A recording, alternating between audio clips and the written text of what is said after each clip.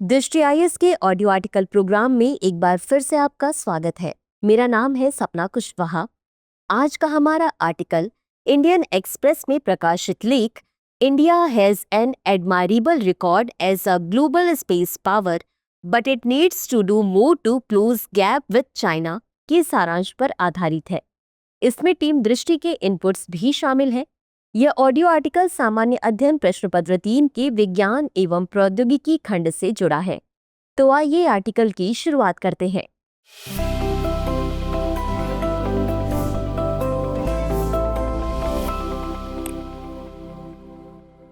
अंतरिक्ष शक्ति के रूप में भारत का विकास अन्वेषण से विस्तार की ओर वैश्विक बदलाव को दर्शाता है। उपग्रह प्रक्षेपण, चंद्र मिशन और उपग्रह रोधी क्षमताओं सहित प्रभावशाली तकनीकी उपलब्धि हासिल करने के साथ भारत अब एक महत्वपूर्ण मोड़ पर है। अंतरिक्ष में उपलब्धि बढ़ने के साथ ही अंतरिक्ष युद्ध की भी संभावना बढ़ती जा रही है। जैसा कि सीडीएस जनरल अनिल चौहान ने हाल ही में जोर दिया, warfare increasingly depends on space dominance, यानी भविष्य में युद्ध में विजय की संभावना उस देश की अधिक होगी जिसका अंतरिक्ष पर प्रभुत्व होगा। अतः भारत को राष्ट्रीय सुरक्षा के इस नए मोर्चे में अपने रणनीतिक हितों की रक्षा के लिए अपने अंतरिक्ष सशस्त्रीकरण कार्यक्रम को गति देने की आवश्यकता है। इस ऑडियो आर्टिकल में बढ़ते वैश्विक प्रति अंतरिक्ष खतरों के साथ इसमें भारत के लिए अपनी रक्षा अंतरिक्ष संरचना को सुदृढ़ करने और अपनी अंतरिक्षीय संसाधन की सुरक्षा करने की तत्काल आवश्यकता पर चर्चा की गई है। सबसे पहले जान लेते हैं कि अंतरिक्ष किस प्रकार युद्ध का नया क्षेत्र बना रहा है। अंतरिक्ष अब अन्वेषण का निष्क्रिय क्षेत्र नहीं रह गया है। प्रमुख शक्तियां सक्रिय रूप से प्रभावशाली और रक्षात्मक अंतरिक्ष क्षमताओं का विकास कर रही हैं। इसके अलावा वैश्विक शक्तियों द्वारा अंतरिक्ष का सशस्त्रीकरण भी अंतरिक्ष को संभावित युद्ध क्षेत्र के रूप में देखने की दिशा में बदलाव को दर्शाता है। मसलन संयुक्त राज्य अमेरिका ने यूएस स्पेस फोर्स का गठन किया है, वहीं चीन की पीएलए स्ट्रैटेजिक सपोर्ट फोर्स ने अंतरिक्ष अभियानों को सशस्त्रीकरण सिद्धांत में एकीकृत कर लिया है। अब देश अंतरिक्ष परिसंपत्तियों को स्थलीय संघर्षों में रणनीतिक गुणक के रूप में देखते हैं। उदाहरण के लिए अमेरिका में अंतरिक्ष बल के बजट का 60% से अधिक है, लगभग $19.2 बिलियन अनुसंधान, विकास, परीक्षण एवं मूल्यांकन पर खर्च किया जाता है। इसके अलावा उपग्रह रोधी शस्त्रों का परीक्षण भी अंतरिक्ष के सशस्त्रीकरण को स्पष्ट करता है। दुश्मन के उपग्रहों को नष्ट करने से युद्ध के दौरान नेविगेशन, संचार और निगरानी बाधित हो सकती है। यह आधुनिक युद्ध के मैदान में एक नई भेद्यता जोड़ता है। साथ ही अंतरिक्ष प्रणालियों में साइबर युद्ध का भी खतरा बढ़ रहा है।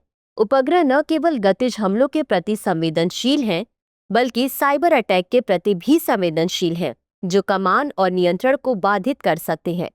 अंतरिक्ष संसाधनों पर साइबर अटैक प्रारंभिक चेतावनी प्रणालियों को निष्क्रिय कर सकते हैं या डेटा में हेरफेर कर सकते हैं। यह युद्ध के कम लागत वाले अस्वीकार्य मार्ग प्रदान करता है। गौरतलब है कि वर्ष 2022 में रूस यूक्रेन युद्ध के दौरान KASAT साइबर हमले ने वायासैट उपग्रह सेवाओं को बाधित कर दिया था। उल्लेखनीय है कि उपग्रहों का उपयोग निर्धारित कार्यों के अलावा जासूसी के लिए भी किया जाता है। उपग्रहों का दोहरा उपयोग होता जा रहा है। नागरिक और सशस्त्रीकरण दोनों आवश्यकताओं को पूरा करने के लिए उन्हें शांतिकाल में निगरानी एवं युद्धकाल में लक्ष्य बनाने के लिए उपकरण बनाया जा रहा है। कई देश नागरिक उपयोग की आड़ में सैन्य खुफिया जानकारी के लिए पृथ्वी अवलोकन उपग्रहों का उपयोग करते हैं। उदाहरण के लिए चीन की याओगन उपग्रह श्रृंखला को आधिकारिक तौर पर रिमोट सेंसिंग नाम दिए जाने के बावजूद सैन्य निगरानी के लिए जाना जाता है। ऐसे में सवाल उठता है कि अंतरिक्ष में बढ़ते सशस्त्रीकरण से भारत के लिए प्रमुख मुद्दे क्या हैं? चीन जैसे प्रतिद्वंदियों द्वारा अंतरिक्ष का सशस्त्रीकरण भारत के सामरिक जोखिम को बढ़ाता है, क्योंकि भारत के पास आक्रामक या रक्षात्मक अंतरिक्ष बल का अभाव है। यह विषमता निवारण स्थिरता के लिए खतरा उत्पन्न करती है, विशेष रूप से अंतर क्षेत्रीय संघर्षों की स्थिति में। गौरतलब है कि भारत की अंतरिक्ष परिसंपत्तियां संचार, निगरानी और लक्ष्य निर्धारण के लिए महत्वपूर्ण है। इनके नष्ट होने से पारंपरिक परिचालन बाधित हो जाएगा। उदाहरण के लिए ऐसा माना जाता है कि चीन के पास कम से कम एक और अधिकतम शक्ति डायरेक्ट एसेंट ASAT या एंटी सैटेलाइट सिस्टम है, जबकि भारत के पास केवल एक ही है। चीन ने अपने सामरिक सहायता बल के माध्यम से अंतरिक्ष क्षमताओं को एकीकृत किया है, जिससे उसे संयुक्त युद्ध में बढ़त मिली है। शस्त्रीकरण से अंतरिक्ष में शस्त्रों की दौड़ में तेजी आती है, जिससे प्रतिकूल क्षमताएं बढ़ती हैं, जिससे गलत अनुमान और संकट अस्थिरता का खतरा बढ़ जाता है। भारत को गति बनाए रखने के लिए असंगत संसाधनों का आवंटन करने के लिए बाध्य होना पड़ सकता है, जिससे पारंपरिक और परमाणु स्थिति पर दबाव पड़ेगा। इसके अलावा अंतरिक्ष शस्त्रों की दौड़ भारत की तेजी से बढ़ती वाणिज्यिक अंतरिक्ष अर्थव्यवस्था, विशेषकर इसके उपग्रह प्रक्षेपण और डेटा सेवा क्षेत्रों के लिए खतरा है। शस्त्रीकरण से बीमा लागत बढ़ती है, विदेशी सहयोग में बाधा आती है तथा उपग्रह समूहों को खतरा होता है। साथ ही मलबा उत्पन्न करने वाला कोई भी संघर्ष या दुर्घटना भारत के मूल्य संवेदनशील मिशनों को असंगत रूप से प्रभावित करेगी। उदाहरण के लिए, भारत की अंतरिक्ष अर्थव्यवस्था वर्ष 2025 तक $13 बिलियन तक पहुंचने का अनुमान है, जिसमें अंतरिक्ष तकनीक क्षेत्र 2 वर्षों में 235% की वृद्धि करेगा। इसमें कोई भी व्यवधान भारत की आर्थिक प्रगति में बाधा डाल सकता है। इन सब के अलावा अंतरिक्ष शस्त्रीकरण से पर्यावरणीय और अंतरिक्षीय मलबे का खतरा भी है। अंतरिक्ष के शस्त्रीकरण से टकराव, मलबे की उत्पत्ति और दीर्घकालिक अंतरिक्षीय अस्थिरता का खतरा बढ़ जाता है, जिससे प्रमुख अंतरिक्षीय स्थानों तक भारत की पहुंच प्रभावित होती है। स्थलीय प्रदूषण के विपरीत अंतरिक्ष मलबा लगभग स्थायी होती है और इससे कैस्केडिंग हो सकती है। भारत LEO या लोअर अर्थ ऑर्बिट में 29 से अधिक परिचालन उपग्रहों के साथ मामूली मलबे की घटनाओं के प्रति भी अत्यधिक संवेदनशील है। अंतरिक्ष सशस्त्रीकरण से संधारणीय और सुरक्षित मिशन लॉन्च करने की इसकी क्षमता सवालों के घेरे में आ जाएगी। उल्लेखनीय है कि एक हालिया रिपोर्ट के अनुसार इसरो को अपने उपग्रहों को अंतरिक्ष मलबे से होने वाले नुकसान से बचाने के लिए वर्ष 2023 में 23 टकराव निवारण युद्धाभ्यास करने पड़े, जो इस मुद्दे की गंभीरता को उजागर करता है। इसके अतिरिक्त भारत अंतरिक्ष आधारित लेजर, जैमिंग रोधी उपग्रहों या AI संचालित SSA जैसी अत्याधुनिक काउंटर स्पेस प्रणालियों को विकसित करने में पीछे है। यह अंतर भारत की शत्रुओं को रोकने तथा अपने अंतरिक्षीय संसाधनों की सक्रिय रूप से सुरक्षा करने की क्षमता को कम करता है। स्वदेशी अनुसंधान एवं विकास को समकक्ष प्रतिद्वंदियों की तुलना में कम वित्त पोषित किया जाता है और DRDO या इसरो का रक्षा नागरिक तालमेल अभी भी विकसित हो रहा है। विदेशी घटकों पर निर्भरता साइबर भेद्यता को भी बढ़ाती है। वहीं इसरो का वर्तमान वार्षिक बजट लगभग $1.6 बिलियन है, जो अन्य प्रमुख अंतरिक्ष एजेंसियों की तुलना में काफी कम है।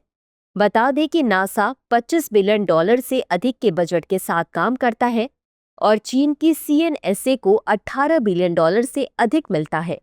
ऐसे में सवाल उठता है कि भारत अपनी अंतरिक्ष क्षमताओं और युद्ध क्षमता को बढ़ाने के लिए क्या उपाय अपना सकता है। भारत को अंतरिक्ष आधारित निगरानी, पूर्व चेतावनी और आक्रामक क्षमताओं को केंद्रीकृत करने के लिए अपने एकीकृत रक्षा कार्य ढांचे के तहत एक पूर्ण अंतरिक्ष कमान की स्थापना करनी चाहिए। इससे संघर्ष के दौरान वास्तविक काल में तीनों सेनाओं के बीच समन्वय, सिद्धांत विकास और संसाधन तैनाती को सुचारू बनाया जा सकेगा। साथ ही यह अंतरिक्ष युद्ध को विशुद्ध वैज्ञानिक मिशनों से अलग करने में भी मदद करेगा। इसके अलावा परिचालन नियंत्रण में जमीनी और अंतरिक्षीय दोनों तरह के काउंटर स्पेस उपकरण शामिल होने चाहिए। इसे साइबर और मिसाइल कमांड के साथ पूरी तरह से इंटरऑपरेबल होना चाहिए। साथ ही स्वदेशी काउंटर स्पेस तकनीक को बढ़ावा देना चाहिए। भारत को अंतरिक्षीय उपग्रह लक्ष्यीकरण और उपग्रह रोधी शस्त्र सिस्टम, इलेक्ट्रॉनिक युद्ध, निर्देशित ऊर्जा शस्त्र और सैटेलाइट जैमर जैसी स्केलेबल काउंटर स्पेस क्षमताओं में भी तत्काल निवेश करना चाहिए। फोकस मॉड्यूलर, लागत प्रभावी और दोहरे उपयोग की उपयोगिता वाले पुनः प्रयोज्य प्लेटफॉर्म पर होना चाहिए। इन उपकरणों को केवल प्रतिक्रियात्मक रक्षा ही नहीं बल्कि स्तरीकृत निरोधक कार्य ढांचे में भी एकीकृत किया जाना चाहिए। भारत के अन्य देशों से तकनीकी अंतर को मिशन मोड प्रोग्राम के तहत DRDO, स्टार्टअप और शिक्षाविदों के साथ सहयोग करके जल्दी से समाप्त किया जा सकता है। साथ ही भविष्य की जरूरतों और चुनौतियों को देखते हुए भारत को भूमि आधारित राडार एवं अंतरिक्ष आधारित ऑप्टिकल ट्रैकिंग प्रणाली दोनों विकसित करनी होगी। इस प्रणाली को एक एकीकृत खतरा चेतावनी ग्रिड में शामिल किया जाना चाहिए, जो रक्षा, इसरो और वाणिज्यिक ऑपरेटरों के लिए सुलभ हो। निष्कर्ष: अंतरिक्ष भू राजनीति के अगले युद्ध क्षेत्र के रूप में उभर रहा है, इसलिए भारत को निष्क्रिय पर्यवेक्षक से मुखर अंतरिक्ष शक्ति में परिवर्तित होना होगा। घरेलू काउंटर स्पेस तकनीक को सुदृढ़ करना, एक समर्पित अंतरिक्ष कमान की स्थापना करना और बाह्य अंतरिक्ष के शांतिपूर्ण उपयोग पर संयुक्त राष्ट्र समिति के आधार पर ग्लोबल स्पेस गवर्नेंस को आकार देना महत्वपूर्ण है। जैसे जैसे अंतरिक्ष उपकरणों की दौड़ का जोखिम बढ़ता जा रहा है, भारत की रणनीतिक स्वायत्तता अंतिम सीमांत को सुरक्षित करने पर निर्भर होती जा रही है। हालांकि विश्व की प्रमुख शक्तियों को भी यह प्रयास करना चाहिए कि अंतरिक्ष का उपयोग शांति और सहयोग के लिए हो, न कि युद्ध के लिए। इसके लिए आउटर स्पेस ट्रीटी तथा मून अग्रीमेंट जैसी संधियों को भी बढ़ावा देना चाहिए। तो व्यूअर्स, आज के लिए बस इतना ही। चर्चा को विराम देते हुए नोट कर लेते हैं आज का सवाल। भारत की अपना स्वयं का अंतरिक्ष केंद्र प्राप्त करने की क्या योजना है और हमारे अंतरिक्ष कार्यक्रम को यह किस प्रकार लाभ पहुंचाएगी?